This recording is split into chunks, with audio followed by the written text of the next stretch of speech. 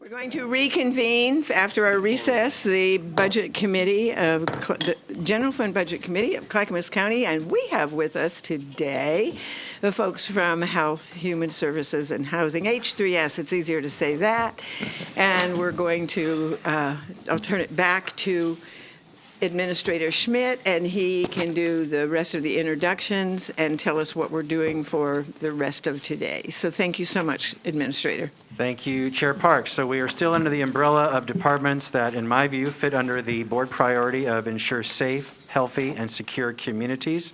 The next and final department presentation for today is Health, Housing, and Human Services. Rodney Cook is the Director of Health, Housing, and Human Services. So Rod, go ahead, please. Okay. For the record, my name is Rod Cook. I'm the Director of Health, Housing, and Human Services, also known as H3S. I won't introduce each individual, but behind me are the directors and the finance teams from each of our divisions, and so they're here in support. Yay, good to see you all. Detailed questions later, we'll call them up and they can help us out, help me out. I'm honored to serve as the Director of H3S that has as its core mission to serve homeless, those without means to feed their families, those experiencing mental health and addiction struggles, veterans with PTSD, and others with developmental disabilities, young parents and their children, and the population at large looking to government to access health services and safe environments. This budget reflects a strategic investment of $9.7 million in general fund that in effect leverages another $208 million outside sources providing services to our most vulnerable community members. I'll direct your attention to tab number 15-10 and 11. I'm sorry, dash which and dash which? 15, numbers 10 and 11. 10 and 11, thank you so much. So this is a department summary by fund. H3S has 8 lines of business, including the component of unit housing authority that we discussed yesterday with Tony Carter in attendance. Those 8 lines of business include 31 programs overall, which includes 1 for HAC, or Housing Authority. 13 of H3S's programs will use some amount of general fund support to provide and deliver services. Prevention services at about $1.4 million, workforce at $868,000, access to health care $886,000, environmental health $73,000, infectious disease $363,000, population health strategies at $841,000, social services at $932,000, housing support at $824,000, and veteran services at $602,000. Volunteer connection at $204,000 for a total of $9.7 million, down a little bit down from 584, down to 784,000 from fiscal year 21-22. 6 of H3S's 31 programs have restricted funding that is used to support and sustain their budgets. I'll now direct your attention to tab 1512.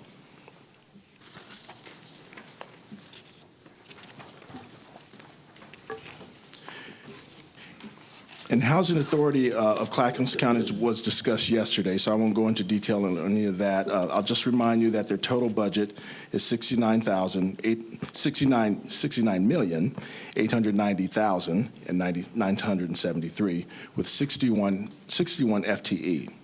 So now I'll take you to tab 1513, and we'll go over the pie charts real quickly. This is for 22-23 revenue and expenses. Pie charts, H3S fiscal year 23 budget is $217,380,043. When including Housing Authority, the H3S fiscal 23 total budget is $287,271,016. FY22 county general fund support is at $9.7 million. H3S supports and sustains its operations with grants, awards, charges for services and fees in county general fund. So you'll see that mixture in both of those charts. On the revenue side of the pie chart, We have federal, state, local, all other gifts and donations constitutes about 52%, or about $113 million. Beginning fund balance is at 16.6 of the total budget, decreased by 23.4%. So I want to bring that to your attention, down to 10 million, a little bit over 10 million. Now at 36 million. H3S administration had a decrease of 258,851. Health centers had a decrease in their fund balance of 2.2 million. Social services is at 7,691. Behavioral health is at 1 million. Children and family and community connections at 481,000.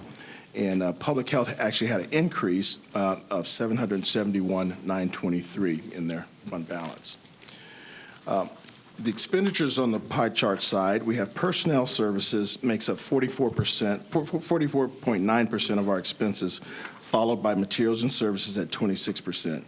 The materials and services for us captures contracts. A lot of our contracts, we outsource a lot of our funds. We get them from feds, state, local, and we in turn give them out to communities. So you'll see that a larger part of our budget. So that's where our contracts are kept. Capital outlay at 0.8%, 1.7 million. This is a 3.5 million decrease due to the completion of the Sandy Clinic, but does add a 600,000 increase due to purchasing for buses for the transit program. Special payments are at 8.6 million, or 4% of the total budget. Our contingency at 9%, that's 19.8 million, and transfers at 15.3. So now I'll take you to tab 1514. And we'll go into some detail on this one. Summary of revenue and expenses, all funds. So you'll see on our federal, state, local line, that's a 15.5% increase. That's attributed to the net of 32 million in supportive housing services minus one-time COVID-related allocations. So you'll hear a lot about the supportive housing services for the budget committee. Our commissioners are very well-versed on those funds, but that's a big pot of money that's coming into our system that we hadn't been seeing in years previous.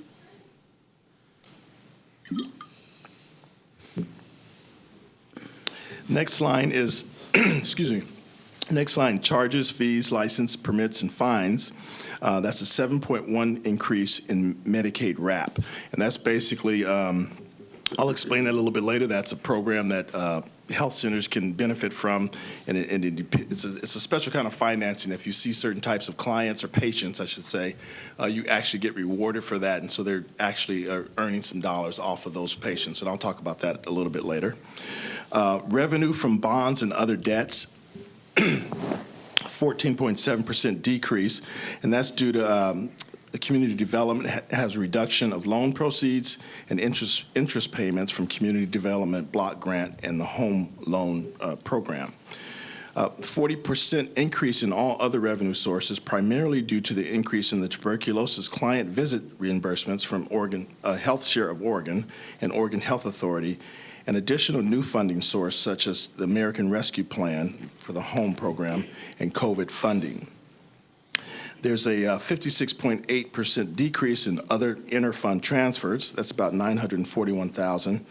Is attributed to COVID revenue that's no longer with us, or we spent it out. That was awarded to public health in fiscal year 22 for the environmental health program. 5.7% decrease, about 584,000 reduced from health center and community development. On the expenses, we have a 6.8% increase in personnel, and that's constituted by a COLA, meritorious pay, and 56 positions, mostly in development and disability case managers that we've hired, and staffing in health centers. And this is also minus COVID-related positions in public health. We did have to reduce, once those funds stopped coming, we did reduce some staff recently in this year's budget. 24% decrease in materials and services. This is due to social services, has a $16 million decrease in housing support program. We were given a lot of funds from the state and feds to help with our motel, hotel sheltering during COVID time, and so those dollars will not flow as heavy as they flowed this year, and so you'll see a reduction there.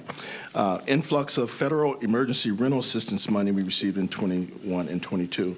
The fiscal year 23 budget returns to pre-federal emergency rental assistance levels, so material and services are decreased to reflect that. So it's really just, we had the bump because of COVID, now we'll go back to normal. There's a 63% decrease in capital outlay. The $3.5 million decrease is due to the completion of the new Sandy Clinic. I mentioned that earlier, and no capital outlay is being budgeted in fiscal year 23. This line is also affected by social services, $600,000 increase due to purchasing of the buses for the transit program. In debt service, I see a 100% decrease in debt service due to reclassing community development's title fees from bond cost line to the fees account. So that was an administrative change we made. 63.5% decrease in special payments, reflecting the spend down of one-time federal emergency rent assistance funds, which was about $4.5 million. The fiscal 22-23 budget returns to pre-fair levels and reflects a decrease in the special payments as well. This next one, we had a $15,559.4 increase in transfers. The large increase transfers in transfers, which accounts for supportive housing services fund of $32 million, and will be transferred to the new housing services and development division, where it will mostly go out as contractual services, and $1.2 million of affordable housing funds. Last but not least, we have the 0.5 increase in contingency, and that's mostly attributed to social services. They're being able to carry over some of the funds that were here for the COVID work. I'll direct you to table 1515, and this is really our budget of H3S without health centers embedded inside of it. So I won't repeat some of the same things because I see the same trends, or you'll see the same trends in some of the same areas. But this tab captures the H3S budget without health centers included. You will notice that the increases and decreases are relatively consistent with the combined budget that we just went through. Sorry. So I will point out general fund support in fiscal year 23 has received $9.7 million. This is a slight reduction of 584, but we're managing the impact of reduction across our divisions, and we'll be fine. Materials and services is a 24.1% decrease, or $13.7 million. Without health centers included, the overall H3S materials and services is reduced. Also, public health has $797,000 decrease in infectious disease control and prevention. COVID program, because we are significantly downsizing or reducing our response efforts in fiscal year 23. In the contingency side, we have 13.3 decrease, or $1.1 million. The overall H3S contingency is decreased without including health centers. Health centers has the most contingency and it is included in its own Fund 253. So I won't go into detail on the rest of those. I will take us to the next tab, 1516. And this is health centers alone. Excuse me. Fund 253. So federal and state revenue is at 45.7, you'll see increase, or 2.4 million increase there. Increases in American Rescue Plan Act, known as ARPA grant from HRSA, provider relief funds, and adult drug court grant.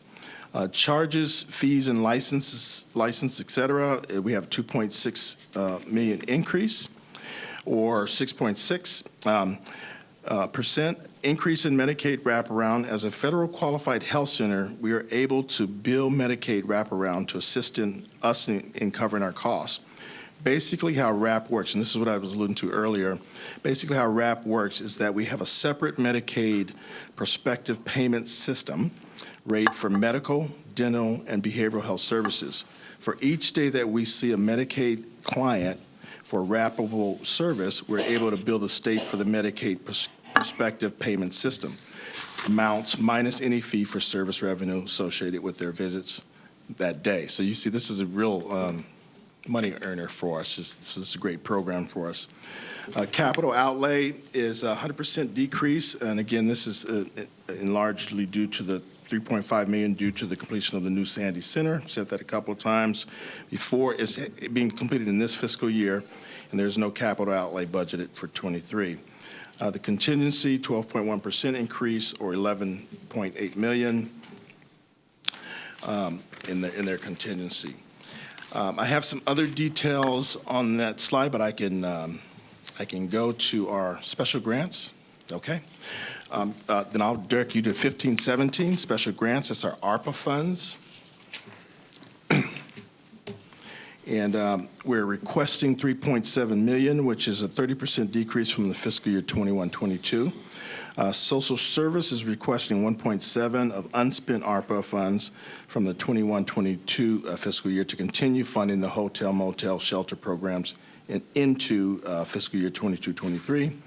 CFCC spent out 100% of their ARPA funds, and they're not requesting anything. Public Health is requesting $1.9 million of unspent ARPA funds to continue its work with vaccination clinics and overall COVID prevention efforts. Behavioral Health spent out 100% of its funds and is not asking for additional funds. And Community Development spent out 100% of their funds and are not asking for any additional funds. Last piece, I'll just say that just to bring this all together, our proposed FTE for fiscal year 22-23 is 735.9 FTE. There is a change in our FTE. There's a 56 FTE increase in fiscal year 23 proposed budget.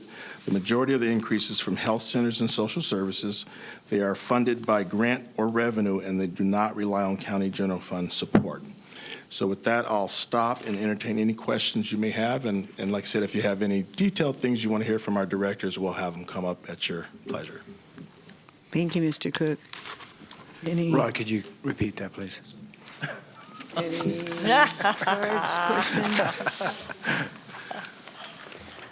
So, Commissioner Savas? Rod, I'm having a hard time following this. Because I'm trying to put the pieces here together on all these different funds. So 40 and 64, 240, 253, 230. And the reason I guess I'm struggling a little bit is that some of the numbers on these funds are the same. Some of the sources are the same, but they're on different pages. So I guess one example, when you talked about the 32 million, the number I read was 33, 231, 220. Is that the same number you were referencing?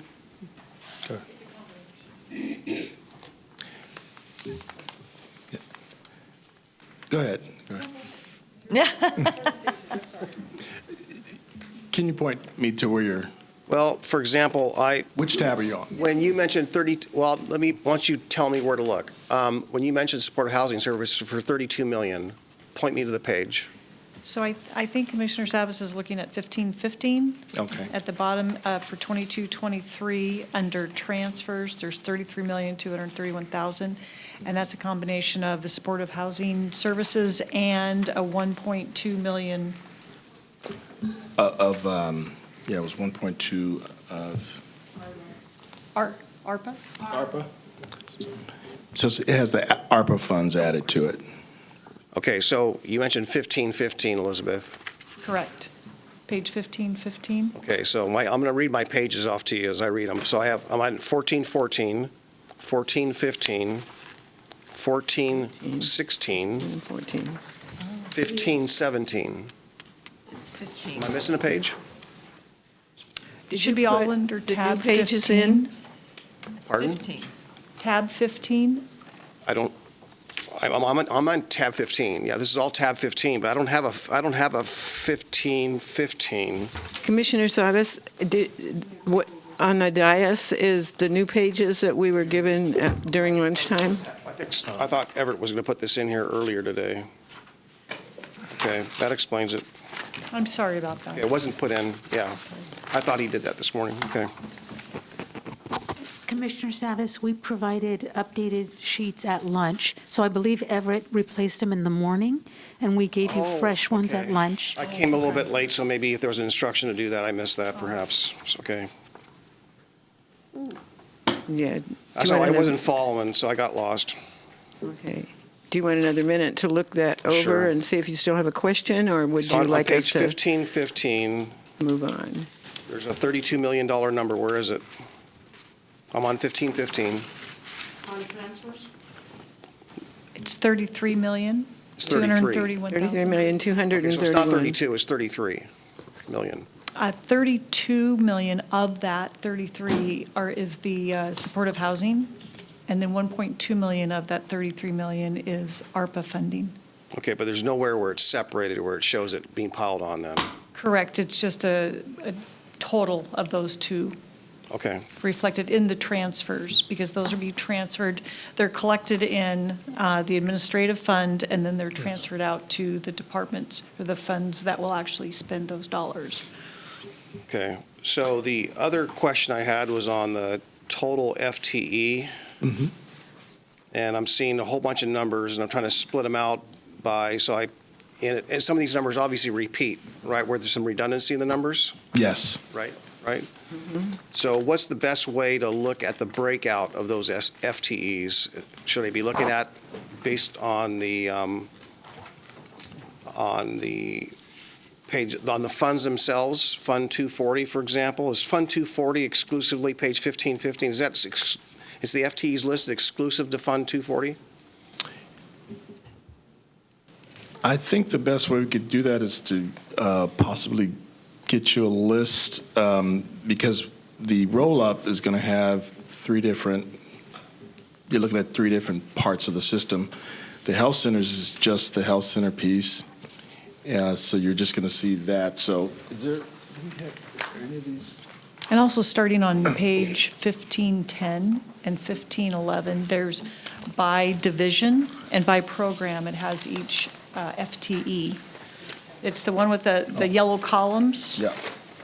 Yeah, the reason for this, for my colleagues that are following here, that on page 1515, let's just say the shaded gray column shows 465 FTE under Fund 240 on page 1515. And the next page shows 260. If I just add those two funds, 240 and 253, on the FTE count, that's 600, 700 something above and beyond, not including Fund 240 and all the other funds.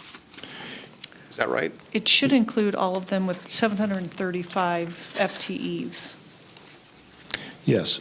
So I think, the best description is on the 1510 and 1511. It's a breakout of each division and how much FTE is there. That makes sense. Yeah. The So, total is 735.90.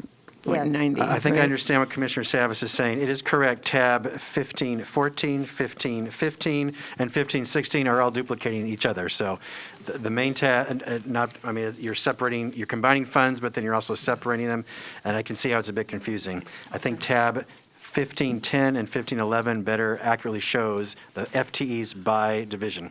Yeah, Yes. yeah. Your total employees are And it shows the 735. expenditures. That's a total number of employees in the entire department. Yep. I have a question, if I may. I'm sorry, Mr. Cernich, yes. On 1517, is it safe to assume there's an FTE line hidden that would show about 10? Because I think that'd bring us to a total of 735. See, the ARPA fund is reflected on 1517. That's just reflecting the dollars that are used from ARPA. So it won't have any FTEs there.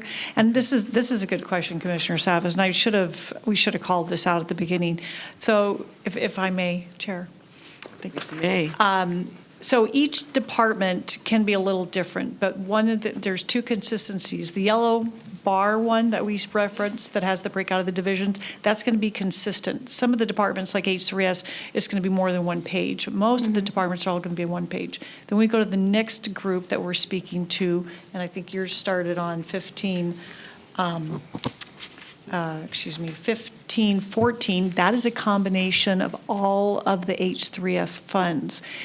Then what we've done is, as Rod was sharing about Health Centers Fund, it is separate. So we'll have all of it together in that 1514, and then all the ones following will be the breakout. We thought it would be easier to tell the story fund by fund because some of the revenue, the resources are different, the uses are different. So you might want to look at the picture of like health centers separate from adding it all together with H3S. So it is confusing, and we shouldn't, maybe next year we'll color code. So this one is all together, and then the following are going to be broken out. So I apologize for that. It's a lot of numbers and a lot of pages. Yeah, so what I'm trying to drive at, I guess, is that what's the anticipated FTE for the 32 million of supportive housing services? Okay. And so can you point to that? Because I mean, when I'm on the yellow barred page, I'm seeing under housing support, I assume 30 FTE, 30.65 FTE on page 1511. Yeah, this may be even complicated a little bit more because you have some of those staff residing in housing authority today. And once the new division is created, they will be moved over to the new division. So you're not going to probably see the number you're seeking in these documents because that hasn't occurred yet. Okay, instead of throwing my arms up, I'll just give up. But I mean, I'd love to, we can get back to you with the exact number who are in housing authority today who would be transferred over because we do have that information. We can get that to you. Can you ballpark it, estimate it right now? I'm thinking, I remember the number, I think it's about 18 individuals who will be moving over to the new division. 18 plus 30, so 48 people?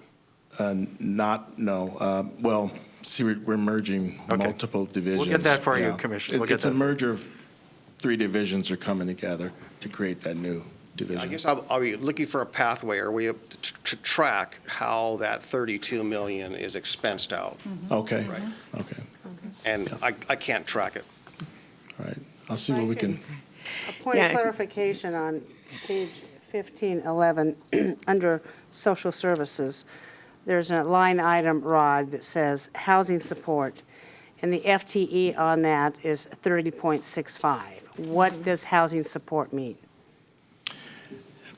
well, there's several programs. One is the CHA, which is I guess I put this in layman's terms. It's the system that if you were wanting to enter into our housing system, you would call that number, and you have a cadre of staff who are going to help you get housing. They're going to see your eligibility factors and that type of thing. Another thing that could be going on in that line is they were extremely involved in the whole hotel motel sheltering piece. And so again, it's some staff are case managing folks, some people are connecting to other services. So that's what that team is mostly created from. Okay, that's fine.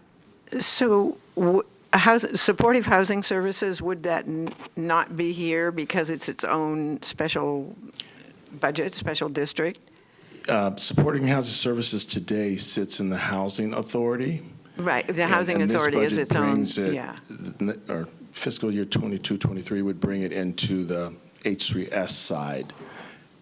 And so it will be part of our system. Okay. Mr. Kerr, Sonia. Yeah. Hey, thanks, Rod. As you were going through, I didn't have any trouble following. Anything you said is crystal clear. But one thing that I think would be helpful, because our documents are our communication tool as to what our plan is. So my suggestion would be, I mean, I understand it's all here. You can go to page 511, you get the numbers of the codes, you see, oh, this is the code for health centers. Oh, this is the code for H3S. Oh, this is the ARPA code. But when you look at it right here, it's like, it's not possible to just know easily, quickly what we're looking at. So just a title would be helpful, if that's possible to do before the budget is finalized. Because if I were to have to go through this again and go, oh, I don't remember what that is, unless you're sitting right there with me, it's going to be really challenging to figure out what it is, just by identifying the meat of it with just the numbers. That would be a suggestion. Okay, thank you. Okay, thank you. We're on it. I see no other questions at this point in time. I thank you so much for your presentation and for your hard work on this, and all your staff that They did all the work. worked with you to bring this to us today. So thank you. Well, thank you, and it's been a pleasure. I mean that.